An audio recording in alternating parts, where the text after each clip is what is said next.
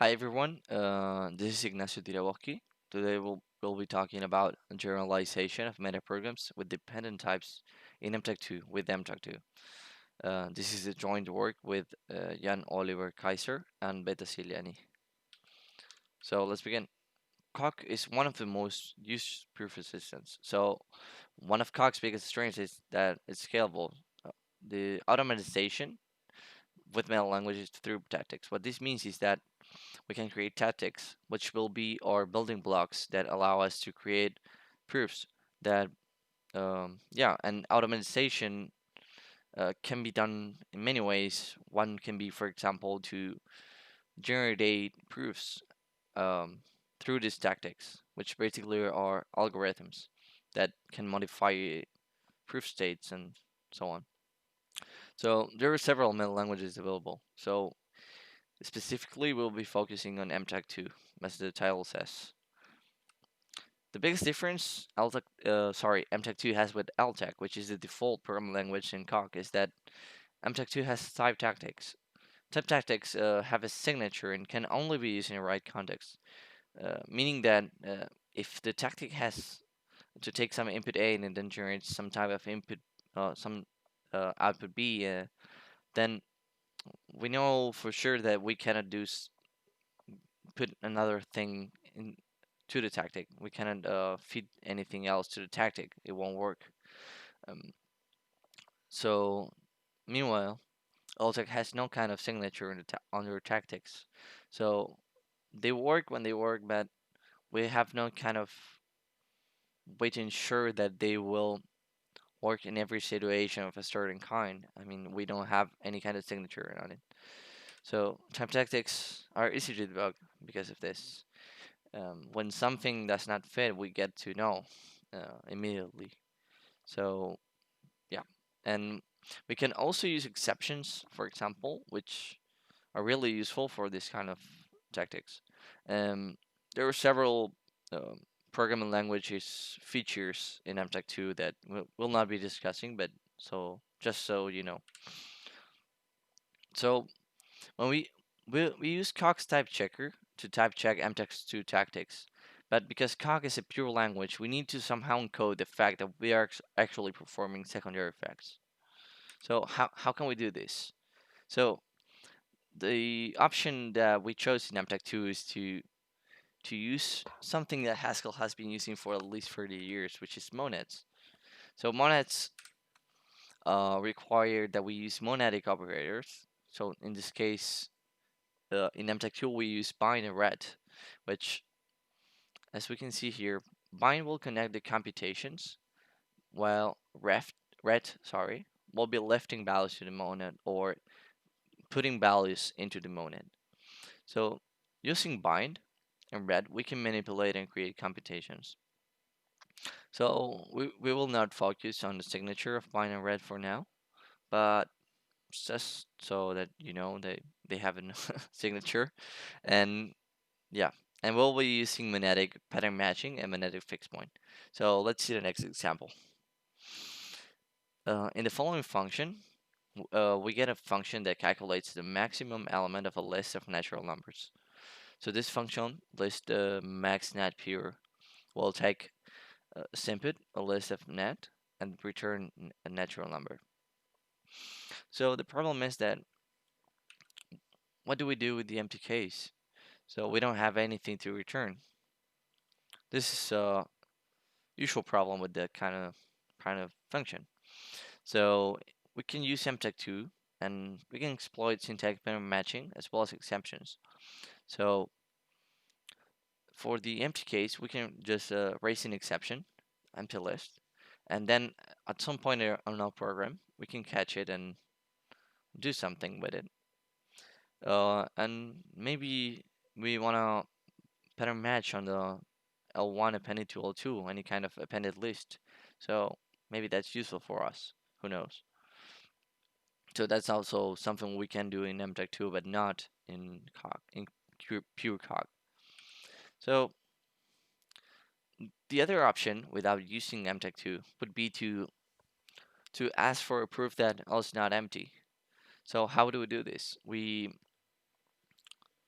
we we take as an input L, but then we return a function that says that the proof then the natural number. So basically what we're doing, we're delaying this proof by putting it as an implication. So when we go to the return type here, you can see that we're taking the proof here, and then for each case, we're just doing an anonymous function and then taking the proof. So what we're doing is actually fairly complicated, but it allows us to have a proof, and then for the empty case, we can just do this and basically say, "Cock, this is unreachable. This is false." So we cannot actually get an empty list. So that's cool. But we're actually using something called the combo pattern by doing this return type. So let's see what this is. So the, when we do this, in this line of code, we are actually returning a function with a proof, but, the proof depends on L. So this way, when the proof is actually introduced, it's refined with the information of L, because the proof is different for each case of the match. So for each branch of the match, we get a different proof. So the particular problem with the combo pattern in Mtac2 will be visible by inspecting mfix1, which is the fixed point we were using in the example. So here you can see that the return type of the mfix should look something like this for all x and px. The important thing is that um, we actually would like to use a combo pattern, but we can't if we're forced to put p inside the monad. So here p would be something like the proof implies net. That's the part that we're actually interested in. So the best we can do is that mfix1 should be returned something like for all L, L is not empty, net. So yeah, this is basically not what we actually want. This gives us access to proof only once we return a proof value from within the monad, making it unuseful for us. So what we can actually do is that we can actually use mfix and mtmmatch. These are the generalized versions of mfix1 and mmatch, the ones we were using in our example. So the thing is that these two versions have a more general type that will actually allow us to do this. So we can do this.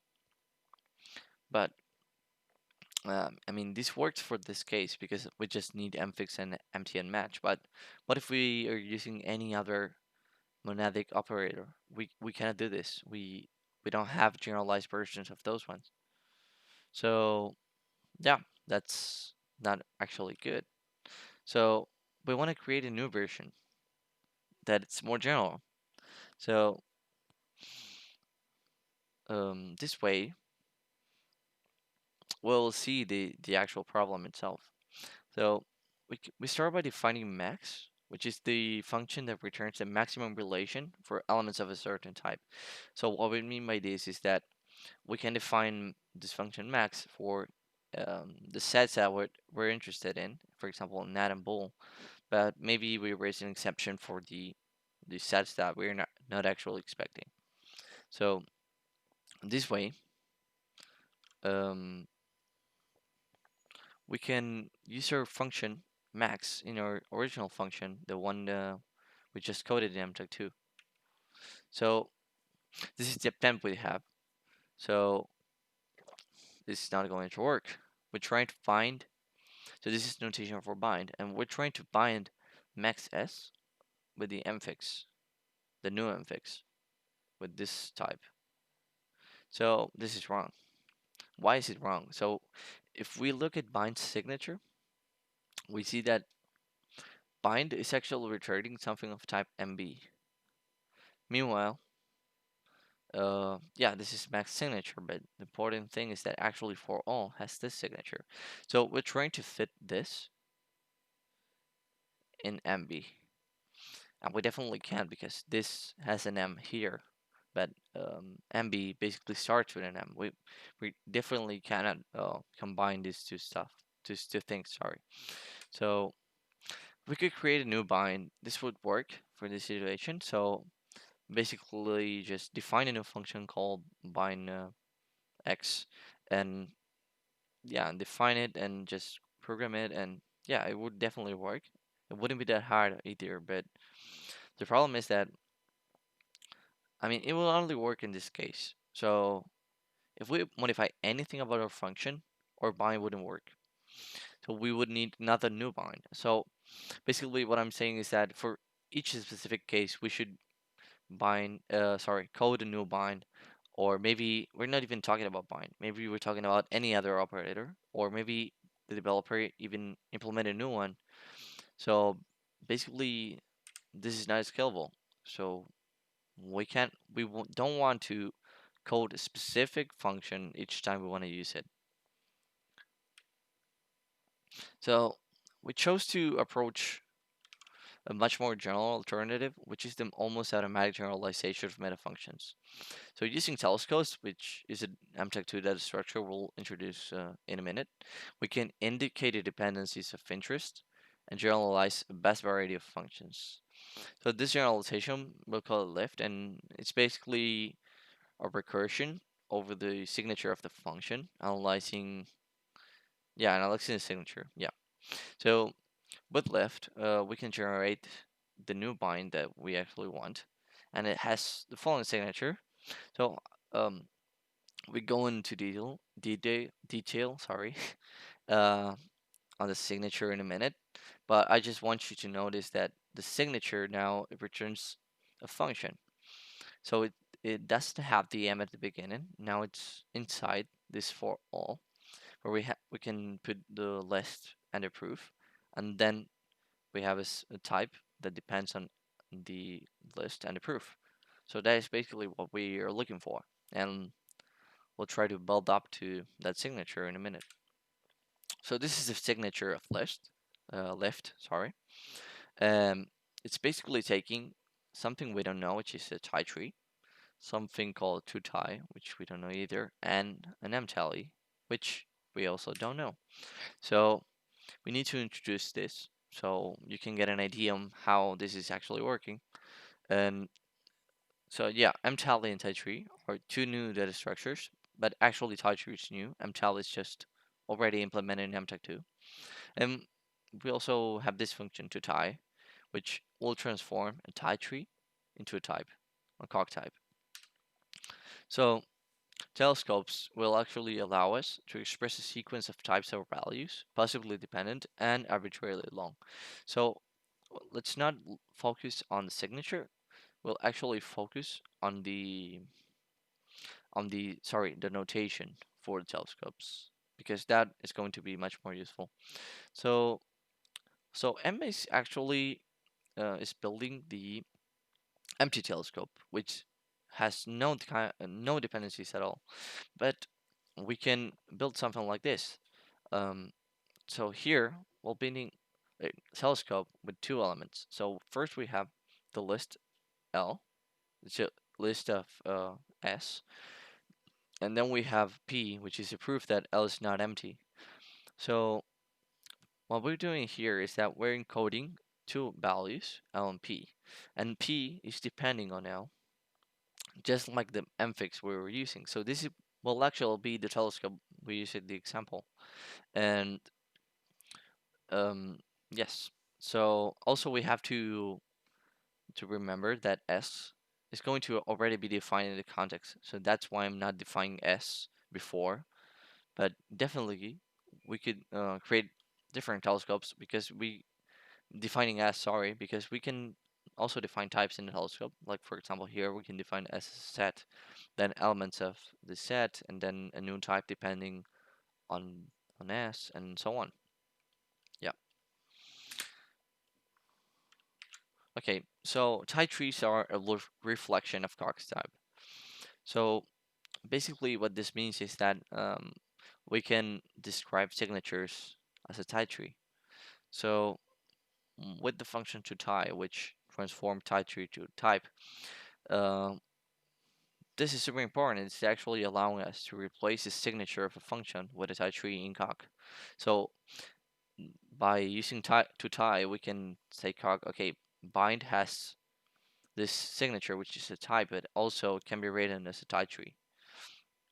Um, and this will be really useful to uh, the analysis we do to the types. So what this means also, I mean, this is also equivalent to saying that for each function f with a signature t, we have t prime, which is a type tree, such that t is actually equal to the to tie of t prime. So for each type, we can write a new tie tree, which is actually equivalent thanks to tie. So yeah, so what we have so far is that lift is a function that has three arguments inside. So it takes a function f, which is the one what we want to generalize. It takes a tie tree, which is the one that we want to, sorry, the one that describes the signature of f. So the equivalent of the type of f. And we have a telescope with dependencies. So we're looking to add the dependencies of M onto F. As we saw before, the fixed point in list map has the following signature. So this is the signature, right? We take the list, the proof, and then we return an element MS. So then that's the telescope that we need, right? This is the one that we saw before. We have the list and we have the proof. So just before we left, I just wanted you to remind you that this is bind, and we're gonna need at some point to define the type tree of bind to put it as an input to the function. But this can be done automatically, so you shouldn't worry too much about the actual um, elaboration of type trees. But you can see that this is actually one-to-one. So, for example, bind begins defining two new types, A and B. So introducing, sorry, two new types, A and B. So here we do the same. We just say, okay, this is for all, introducing a type, for all, introducing a type, A and B are types. Then we have an implication, and so on. Okay, we're really very ready to lift bind. To execute lift, we have to issue the following command. So here we have bind, which is the function we'll lift. We have at, saying that we're taking bind with all the implicit arguments, but this is a technicality of lift. With the dagger, we're going to call lift. So this is basically notation. Um, we'll be using this telescope here. So now with that, we can actually lift and we can expect the resulting function and signature. So, so we start by comparing what the signature of bind looks like. Uh, we can compare it with this one, the original one. So what I want you to notice is that basically we have something quite similar to the original one. So here, um, on the original one, we had A and B, which are types. Now we have A and B, which they're dependent types. So we take L and P, and then we have a type. Before we had MA, now we have an for all P, M, A, B. So we're basically adding the dependencies everywhere. So this function as well, we take LMP and then we have the function, and basically we end saying for all LP, M, B, LP. So, and exactly, this is exactly what we wanted for the fixed point. So this is really cool. Finally, we can now define list max using our new bind. So, um, so the important thing is here, exactly here. So this is new bind we already defined. We'll also need to lift max s because as you saw before, everything has been generalized. I mean, every part of the function has been generalized. So we will be lifting max as well. and this would be the telescope we just used. We're just using it again. Yeah, and this is the fixed point we know and love. So as you can see, this is the signature, and now everything should fit. So yeah, and we're also assuming that A and V are implicit arguments to the of bind that we're not actually using.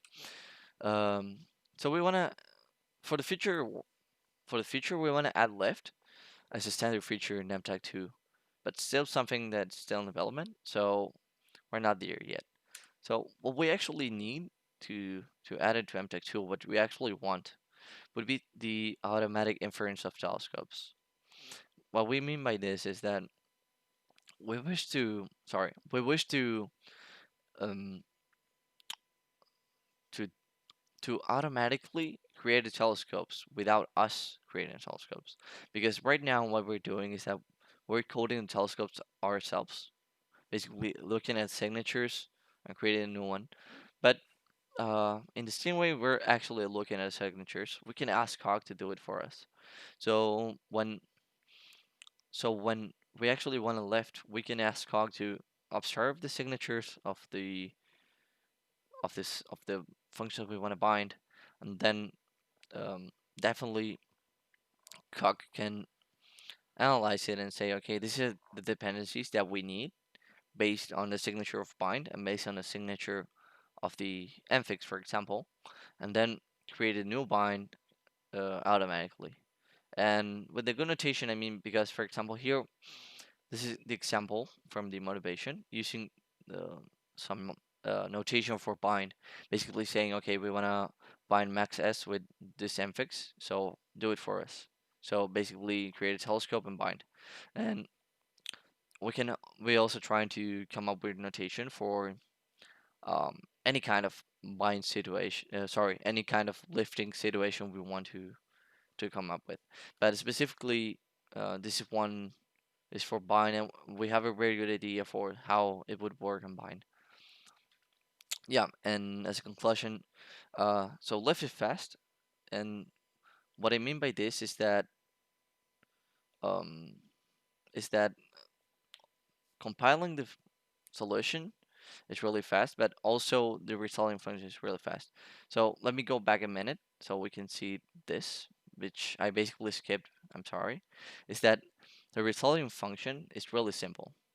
So it's basically bind with all the arguments in the right place. And yeah, that's basically what we would write if we had to do it ourselves. So that's really cool. And the domain is pretty big, so most Mtac2 constructors can be lifted. The exception would be mfix1 and mmatch. Uh, they're basically too complex. They have complicated dependencies that we cannot deal with. But basically, any other constructor, it's okay. And this is fully implemented in Mtac2, so we're using Mtac2 as its own meta language to write Mtac2 meta programs. Yeah, yeah, and that's all. Thank you for your time.